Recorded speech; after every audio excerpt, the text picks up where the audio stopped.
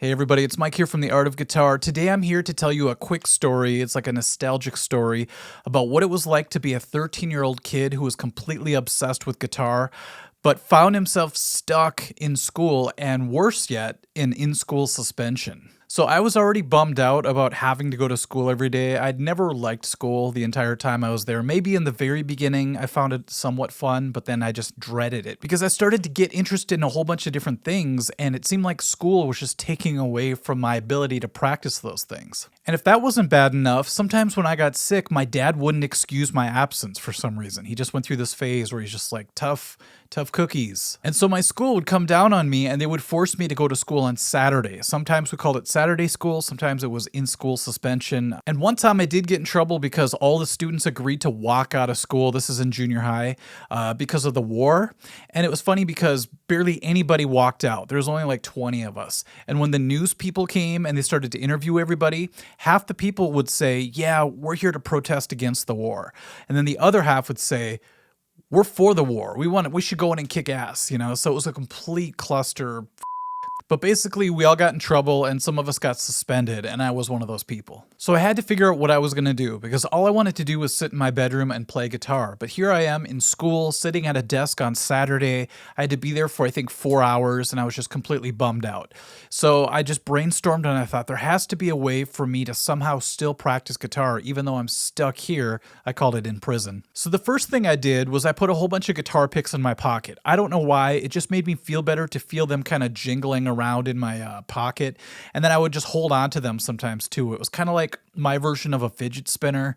You know how some people have to always have their hands on something? I always needed a guitar pick in my hand, or at least close by, to feel good. Back then, we really had only a couple of choices. We had the Fender Speckle picks that had the red, white, and blue colors. And then we also had the brown transparent picks as well that looked very old school. I always thought it looked like a 60s type of pick. So I always loved the white, blue, and red ones because I always thought they looked so modern, which is hilarious because if you look at them now, they look very, very vintage. The second thing I would do is I would sneak in tablature books and magazines. We're supposed to be doing homework, but the person who was watching over the class didn't really care as long as we had our heads down and we were reading something. So I would round up all my magazines and tab books, and I would grab the ones that I was most excited about at the time, and I would bring them with.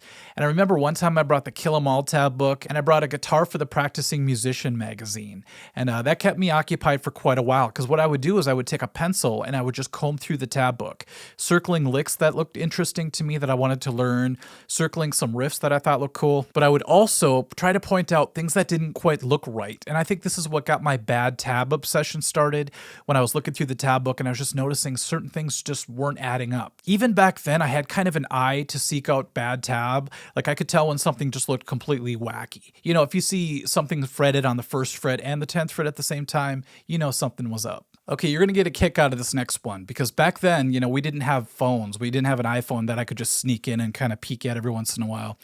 What I had to do was I had to sneak in a Walkman. And what that is, it's a cassette player, and it was very bulky, the one that I had. And we didn't have earbuds or AirPods, so I had to sneak in headphones.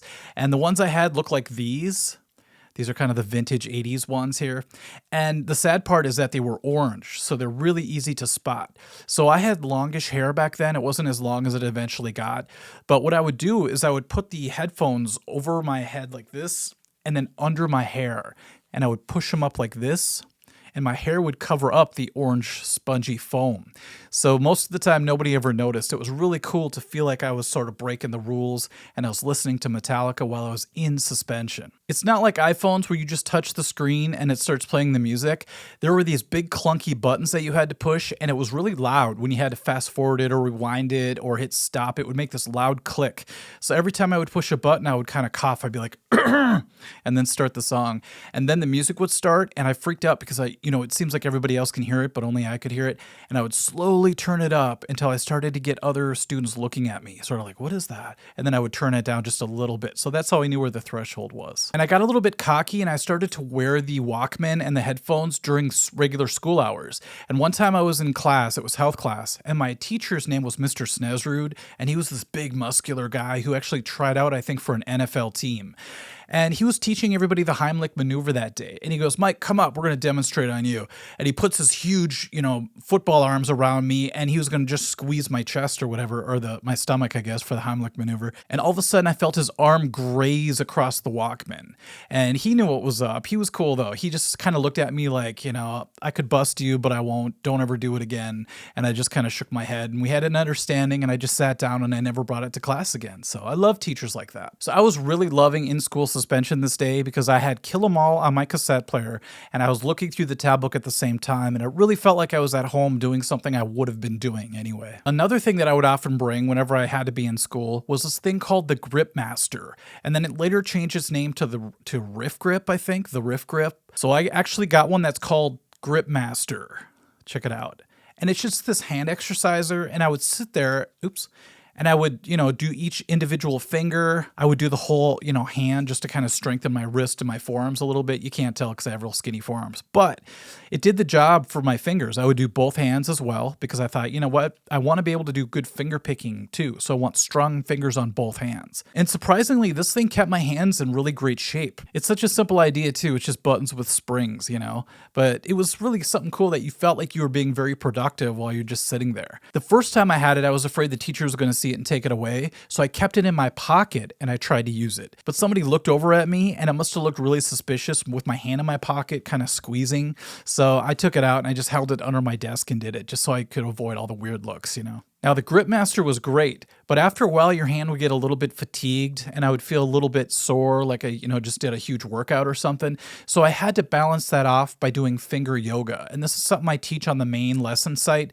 It's a lot of these finger stretches that I did on my lap. A lot of things I had to use what I had. So I had my legs there. So I would just go like this on my lap, on my leg, and I would stretch my fingers doing the splits forward, backwards, and sideways, and I would do thumb stretches and a whole bunch of different things. So by the time I got home from suspension, I was ready to rock the guitar because I was warmed up from the Riff Grip or the Grip Master, and I was stretched out. So it seemed like I was just warming up the entire time in order to go home and start playing some, Testament or something. The sixth thing I would do is I would practice finger independence on my desktop.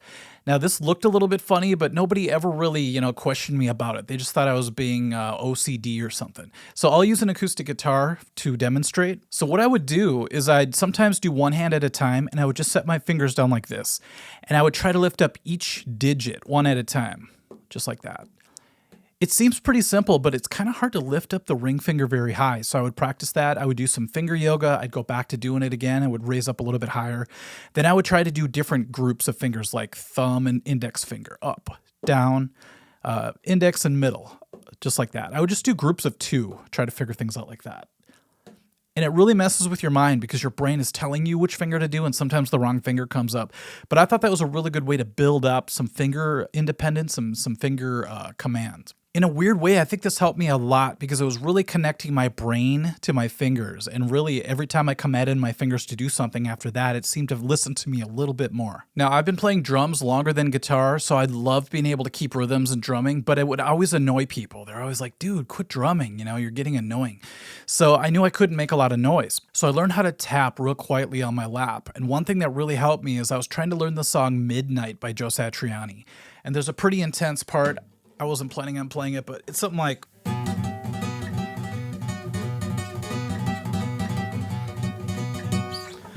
That's hard to do on acoustic. But it has this real cool back and forth rhythm pattern.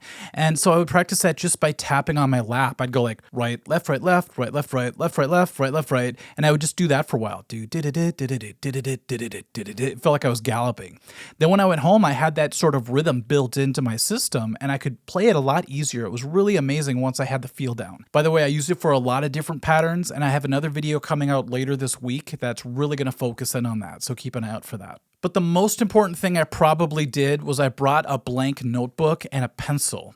And what I would do is I would draw a guitar neck oftentimes, and I would use my ruler. I would make real straight lines, and then I would draw the frets, and then I would put dots once in a while to outline scale patterns. I would also write out the names, the pitches of each fret, which really taught me about the note sequences and the notes on the fretboard. That's a great way to learn, by the way. I would also write out tab lines, and I would just make up tab. Like I would think of a riff and try to tab it out the best I could. And the coolest part is I would go home and I would look at all these numbers that I wrote out for either riffs or licks, and I would just see what it actually sounded like. Most of the time it was close, but sometimes I was way off.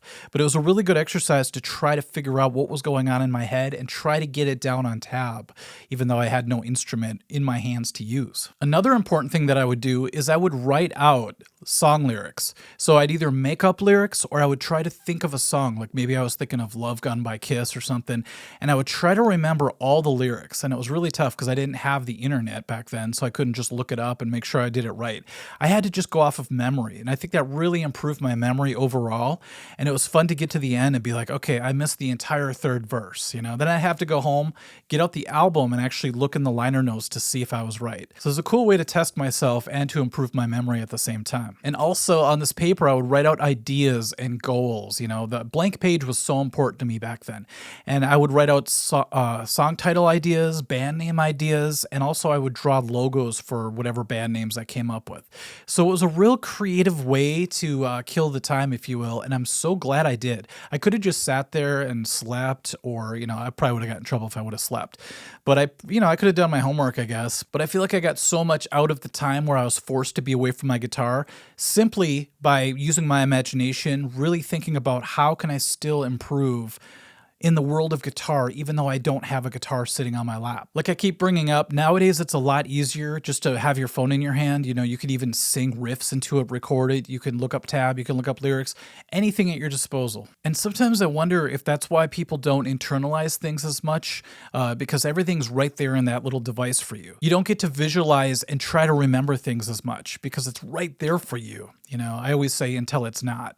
Like the other day my internet went out and all of a sudden I had no TV to watch because I always watch Netflix or Amazon. So I started digging through my hard copies and my DVDs and my Blu-rays, and I thought I'm so glad I have these still. Okay, hopefully that was fun to watch. Let me know in the comment section if you ever were in that situation where you're in school and you really want to play guitar or drums or keys or something, but you were stuck. Were you able to come up with any workarounds in your situation? I would love to hear about it. And also let me know if you've ever used one of these Grip Masters or if you've ever done anything that I ended up doing while I was in school suspension. Okay, everyone, like I said, a fun, quick video, just a little walk down nostalgia road like I like to do sometimes, but hopefully you enjoyed it. We'll catch you at the next video. Thank you. Bye-bye.